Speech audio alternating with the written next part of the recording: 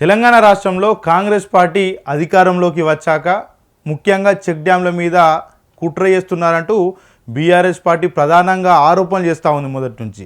మరి నిజంగానే కాంగ్రెస్ పార్టీ కావచ్చు, ప్రభుత్వం కావచ్చు ఈ చెక్ డ్యాంల మీద కుట్రలు చేస్తూ ఉందా, లేకపోతే నాణ్యత లేని లోపంతో అవన్నీ కూలిపోతున్నాయనే అంశాలు కూడా చాలా వరకు కూడా చర్చగా మారుతున్నటువంటి పరిస్థితి కనబడుతూ ఉంది. మరి ముఖ్యంగా గతంలో ఏదైతే మరి ఉమ్మడి కరీంనగర్ జిల్లాకు సంబంధించినటువంటి ఇటు జమ్మికుంట మండలం తనువులు కావచ్చు, ఓదెల మండలం గుంపులకు సంబంధించి మధ్యలో ఉన్నటువంటి చెక్ డ్యామ్ కూలిపోయింది. ఆ తర్వాత రాజకీయంగా చాలా వరకు కూడా పరస్పర విమర్శలు చేసుకున్నారు. అది నాణ్యత లేక కూలిపోయిందంటూ కాంగ్రెస్ పార్టీ ఆరోపిస్తే లేదు అది కావాలనే ఇసుక మాఫియా కుట్ర చేసి కూల్చారంటూ బీఆర్ఎస్ పార్టీ ప్రధానంగా ఆరోపణ చేసింది. ఆ తర్వాత మంతిని నియోజకవర్గం అడవి సోమన్పల్లికి సంబంధించినటువంటి చెక్ డ్యామ్ కూడా అదే పరిస్థితి, అదే విమర్శలు కూడా అక్కడ కూడా నడిచినటువంటి పరిస్థితి. ఆ తర్వాత నిర్మల్ జిల్లాలో కూడా మరి చెక్ డ్యామ్ కూల్చారంటూ బీఆర్ఎస్ పార్టీ ఆరోపిస్తే లేదు నాణ్యత లోపంతో కూలిపోయిందంటూ కూడా చాలామంది కాంగ్రెస్ నేతలు కూడా మరి చెప్పినటువంటి పరిస్థితి. మరి తెలంగాణ రాష్ట్రంలో ఉన్నటువంటి చెక్ డ్యామ్లు మరి ఈ రెండేళ్ల కాలంలో మరి నాణ్యత లేక కూలిపోతున్నాయా, కుంగిపోతూ ఉన్నాయా, లేకపోతే నిజంగానే కావాలని వాటి మీద కుట్ర చేస్తున్నారంటూ కూడా చాలామంది చర్చ పెట్టుకుంటూ ఉన్నారు. అసలు వాస్తవంగా ఏం జరుగుతూ ఉంది? తాజాగా జరిగినటువంటి ఒక ఘటన యావత్తు తెలంగాణ రాష్ట్రాన్ని మరి మరోసారి చర్చకు దారితీస్తుందని మనం చెప్పుకోవచ్చు. ఏదైతే ఉమ్మడి మహబూబ్ నగర్ జిల్లా దేవరకద్ర నియోజకవర్గంలో ఉన్నటువంటి బస్వాపూర్ గ్రామంలో మరి ఒక ఘటన చోటు చేసుకుంది. అక్కడ ఉన్నటువంటి చెక్ డ్యామ్ను కొంతమంది ఇసుక మాఫియా కూల్చివేసే ప్రయత్నం చేశారు. ప్రొక్లైన్ తీసుకొచ్చి అదంతా కూడా కూల్చివేసి అందులో ఉన్నటువంటి ఇసుకను కూడా తరలించే ప్రయత్నం చేశారు. అక్కడ ఉన్నటువంటి రైతు మరి అది చూసి అడ్డుకోవడంతో మరి ఆ ఇసుక మాఫియా మొత్తం కూడా అక్కడి నుంచి పరారైనట్టు కూడా తెలుస్తూ ఉంది. దానికి సంబంధించినటువంటి పూర్తి వివరాలు చూసే ప్రయత్నం చేద్దాం. ఇక్కడ చూడొచ్చు, మహబూబ్ నగర్ జిల్లాలో ఇసుక మాఫియా అరాచకం. దేవరకద్ర మండలం బస్వాపూర్లో చెక్ డ్యామ్ను కూల్చివేయడానికి యత్నించిన ఇసుక మాఫియా నీళ్లు నిలవడంతో ఇసుక తీయడానికి రావట్లేదని అరాచకం. అర్ధరాత్రి సమయంలో ఇటాచ్తో ధ్వంసం చేస్తుండగా చూసి అడ్డుకున్న రైతు, ఇటాచ్తో పాటు పరారైన ఇసుక మాఫియా చెక్ డ్యామ్ పై భాగాన్ని కూల్చడంతో కిందికి వెళ్తున్న నీళ్ళంటూ కూడా చూడొచ్చు. ఏదైతే మహబూబ్ నగర్ జిల్లాలో మరి ఇసుక మాఫియా ఆగట్లేదు, వాళ్ళు మితిమీరిపోతూ ఉన్నారంటూ కూడా అక్కడ ఉన్నటువంటి ప్రజలు మరి చెప్తున్నటువంటి పరిస్థితి కనబడుతూ ఉంది. ఈ నేపథ్యంలో చాలా వరకు కూడా విమర్శలు వినిపిస్తూ ఉన్నాయి. ఇటు బీజేపీ కావచ్చు, బీఆర్ఎస్ కావచ్చు, అక్కడ ఉన్నటువంటి ఎమ్మెల్యే అండదండలతోటే ఇసుక మాఫియా విచ్చలవిడిగా చేస్తున్నారంటూ కూడా అక్కడ ఉన్నటువంటి ప్రతిపక్ష నేతలంతా ఆరోపిస్తూ ఉన్నారు. ఒకసారి మరి ఆ రైతు మాటల్లోనే వినే ప్రయత్నం చేద్దాం.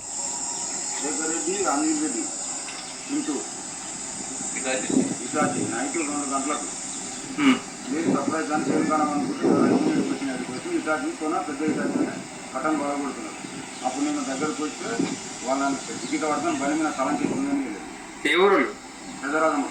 మీది ఎవరు? మాది రాకుండా చూపి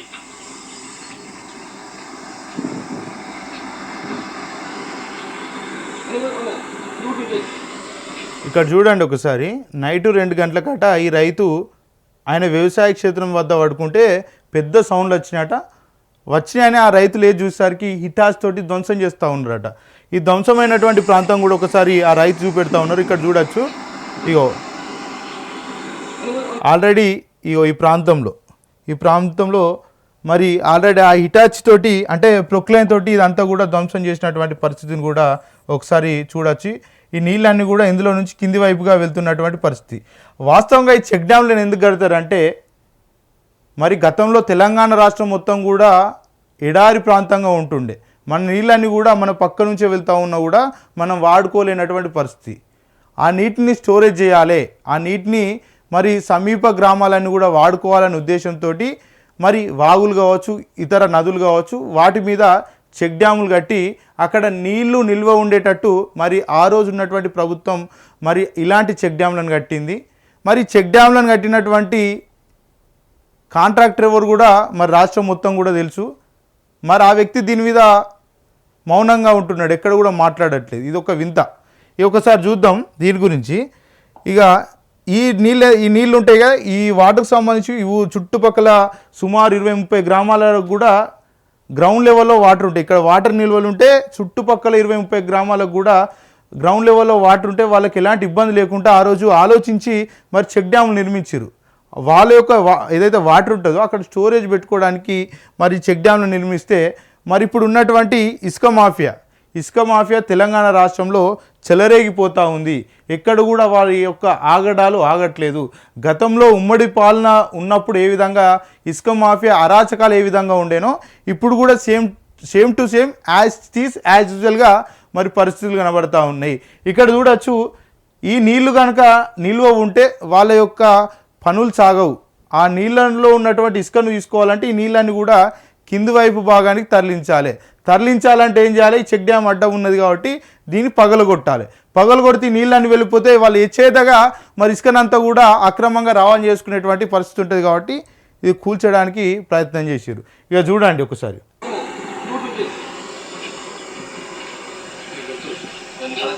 ఇక్కడ చూడండి ఆ యొక్క హిటాచి వెహికల్కి సంబంధించినటువంటి వాటి ఆ టైర్లు ఉంటాయి కదా, చైన్ టైపు, వాటికి సంబంధించినటువంటి అచ్చులు.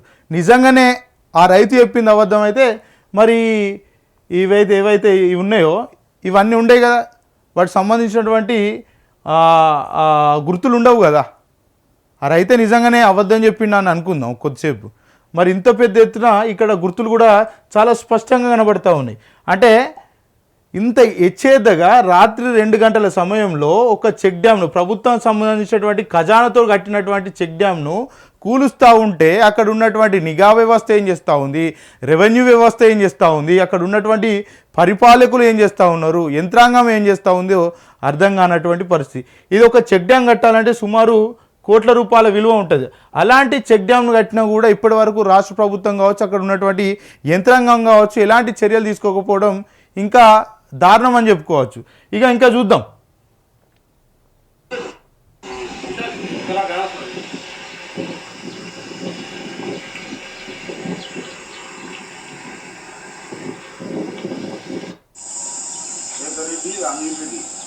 వాళ్ళ పేర్లు కూడా చెప్తా ఉన్నారు, ఎవరు కూల్చిర్రో వాళ్ళ పేర్లు కూడా చెప్తా ఉన్నారు. ఎంత దారుణం అంటే రాత్రి 2 గంటలకు ఇటాచి అంటే ప్రొక్లైన్ అంత పెద్ద, అంటే అది ఇంకా ఆ చైన్ టైప్ ఉన్నది కాబట్టి ఇంకా చాలా పెద్దది, ఇంకా చాలా పెద్ద సామర్థ్యం ఉన్నటువంటి వెహికల్, అదొక యంత్రం కాబట్టి మరి అంత దూరం వచ్చినా కూడా అధికారులు పట్టించుకోవట్లేదంటే నిజంగానే అక్కడ ఉన్నటువంటి అధికారులు కావచ్చు, ప్రజాప్రతినిధుల అండదండ ఉందనేది చాలా స్పష్టంగా అర్థమవుతా ఉంది.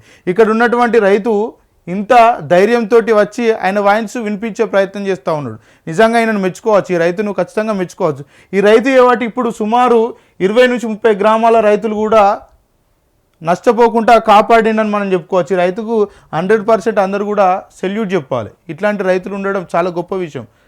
పేర్లు కూడా చెప్తా ఉన్నాడు ఈ రైతు. అంటే తెలంగాణ రాష్ట్రంలో మనం చూడొచ్చు, ఇసుక మాఫియా పెరిగిపోతూ ఉంది, అదేవిధంగా చెక్ డ్యాంల దాడులకు కూడా ప్రభుత్వం పాల్పడుతుంది అనేది కూడా చాలా స్పష్టంగా అర్థమవుతా ఉంది.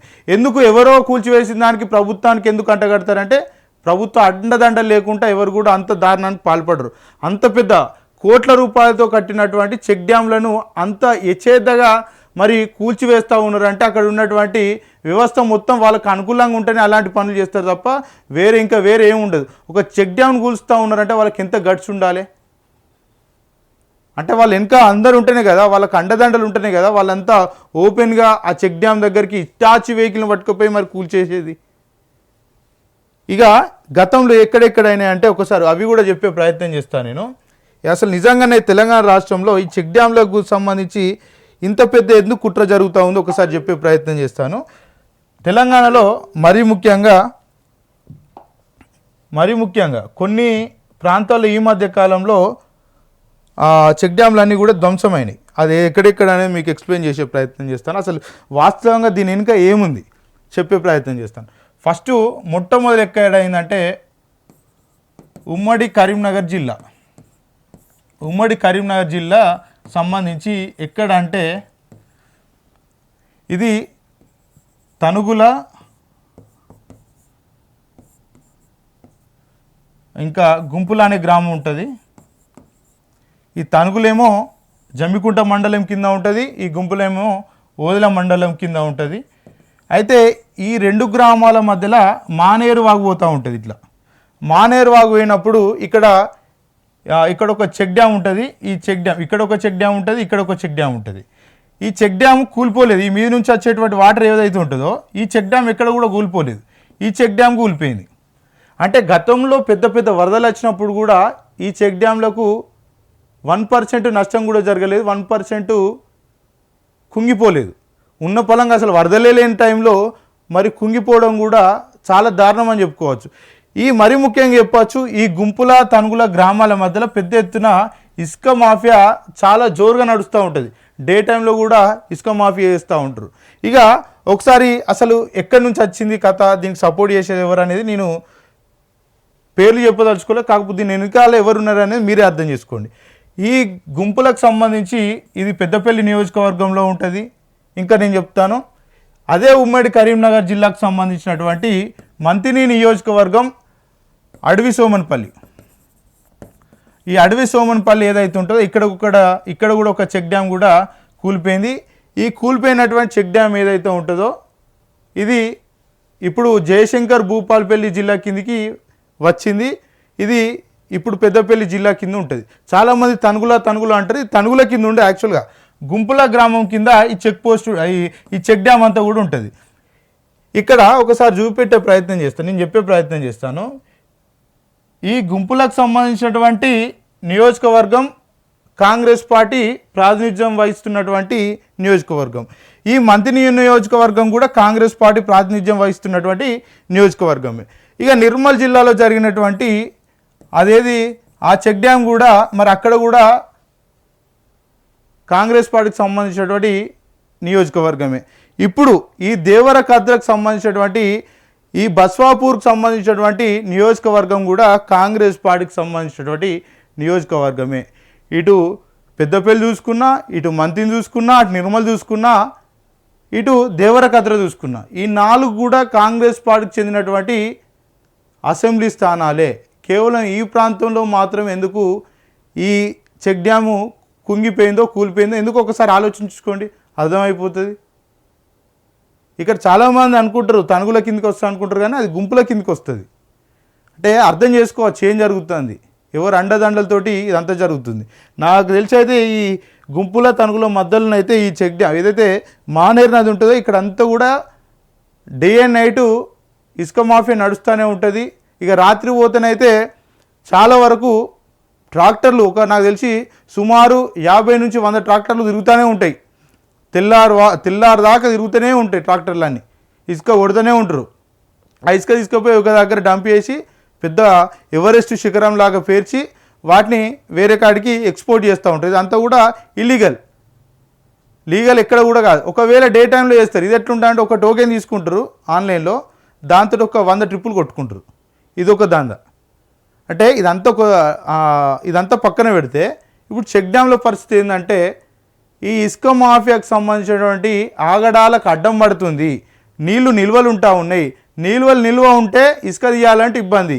ఆ నిల్వ పోవాలంటే చెక్ డ్యామ్లు వలగొట్టాలి. చెక్ డ్యామ్లు వలగొడితే నీళ్ళని కూడా కింది భాగాన్ని వెళ్ళిపోతాయి.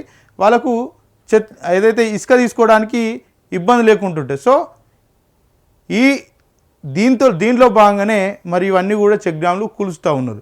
ఇది చాలా స్పష్టంగా అర్థమవుతూ ఉంది. ఎవరి పిల్లగాన్ని అడిగినా కూడా చెప్తారు. చాలా సందర్భాల్లో నిపుణులు కూడా చెప్తూ ఉన్నారు చెక్ డ్యామ్లు కూలిపోలేదు, కూల్చబడ్డాయి, పేల్చబడ్డాయి అని చెప్తూ ఉన్నారు. తనుగులు కావచ్చు, అదే ఇది అంటున్న గుంపులు కావచ్చు, అదేవిధంగా ఇతర ప్రాంతాల్లో కూడా చాలా వరకు అవి కూలిపోలేదు, కుంగిపోలేదు, కూల్చబడ్డాయి, పేల్చబడ్డాయని పదే చెప్తా ఉన్నా కూడా ప్రభుత్వం వాటిని సమర్థించుకోవడానికే మరి వాళ్ళంతా కూడా సమయాన్ని వెచ్చిస్తున్నారు తప్ప మరి వీటిని నిజంగానే ప్రభుత్వానికి సిద్ధశుద్ధి ఉంటే ఈ కూల్చివేతలను అడ్డుకునే ప్రయత్నం చేయాలి, నిఘా పెట్టాలి. ఖచ్చితంగా అక్కడ సీసీ కెమెరా పెడితే తప్పేంది. చుట్టూ 20-30 గ్రామాలు వాటి మీద ఆధారపడ్డప్పుడు సుమారు 1000 ఎకరాలు దాంట్లో పరిగణలోకి వస్తాయి. ఆ నీటిని వాడుకుంటాయి. పెడితే నష్టం ఉన్నది. సీసీ కెమెరా ఒక కానిస్టేబుల్ అక్కడ అపాయింట్ చేస్తే తప్పే ఉన్నది, పెట్రోలింగ్ చేపిస్తే తప్పే ఉన్నది, చర్యలు తీసుకుంటే తప్పే ఉన్నది, కఠిన చర్యలు తీసుకుంటే తప్పే ఉన్నది. రైతులకు సంబంధించినటువంటి సమస్యనే కదా.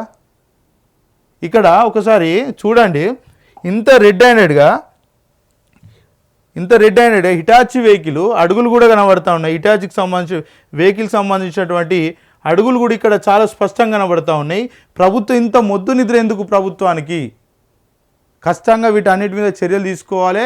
ఎవరైతే వాటి యొక్క అంటే అక్కడ బాధ్యులు ఎవరైతే ఉన్నారో, ఎవరైతే ఈ ఘాతకానికి పాల్పడ్డారో వాళ్ళ మీద చట్టపరమైనటువంటి చర్యలు తీసుకొని మరొకసారి ఇలాంటి ఘటనలు పునరావృతం కాకుండా చూసుకోవాల్సినటువంటి నైతిక బాధ్యత అక్కడ ఉన్నటువంటి స్థానిక ఎమ్మెల్యేల మీద ఉన్నది. అదేవిధంగా ప్రభుత్వం మీద ఉంది, ఇరిగేషన్ శాఖ మంత్రి మీద కూడా ఉన్నది.